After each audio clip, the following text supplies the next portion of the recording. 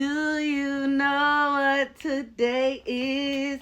It's White History Wednesday. Hey, how you doing? It's your girl Maya Lamis, and for those of you who are new here, this is White History Wednesday, specifically made for the people who said, "Why do Black people need an entire month to tell their history?" And for that, I give you 52 days. You ready to hear it? Here it goes. Do you know where the term redneck came from?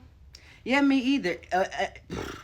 Baby, when y'all hear this, okay, so it was a rebellion in West Virginia where coal miners were being mistreated.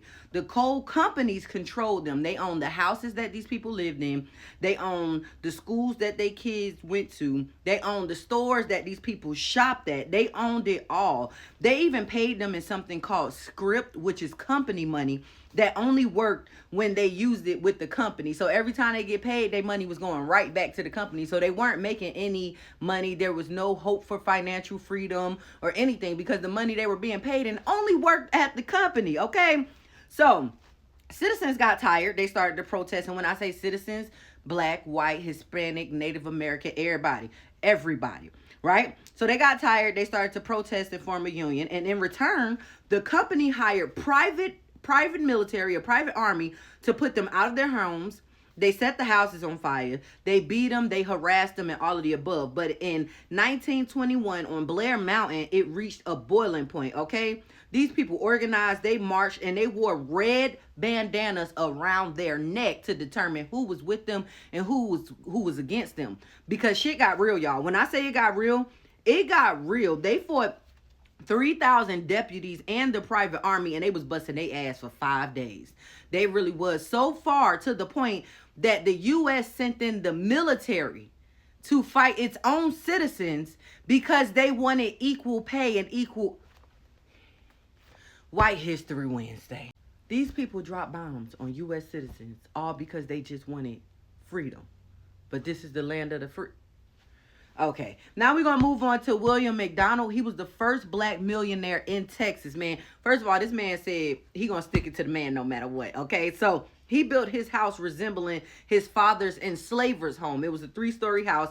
They was mad about that, right? And then he started buying foreclosed homes and flipping them and renting them and selling them to Black people only.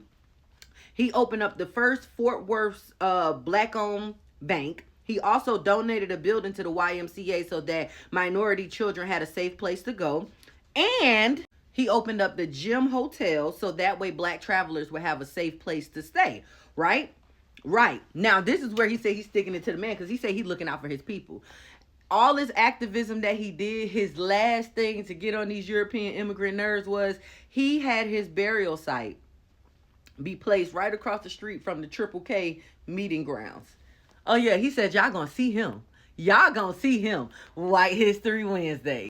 Business don't snap and food stamps is a big topic right now. Let's talk about it. So May 16th, 1939 in Rochester, New York, a lady by the name of Maybelle McFiggin was the first person to get food stamps. Now, the first person to get SNAP was an unemployed coal miner by the name of Alderson Muncie in Painesville, West Virginia. What do you think they have in common? Let me know in the comments, but I'm going to go ahead and tell you anyway. Neither one of them were Black. White History Wednesday. Now, have y'all heard of Big Mama Thornton? She is the original voice behind Hound Dog in 1953 before it was stolen by Elvis. So, you know, whose song is that? You ain't nothing but a dog. Baby, that's her voice on the original song, not Elvis. Because, see, when that song came out, I said, that was not Elvis' voice singing that song. That's a lady. Big Mama Thornton is who the originator is. But y'all know that Elvis stole his whole game anyway, right?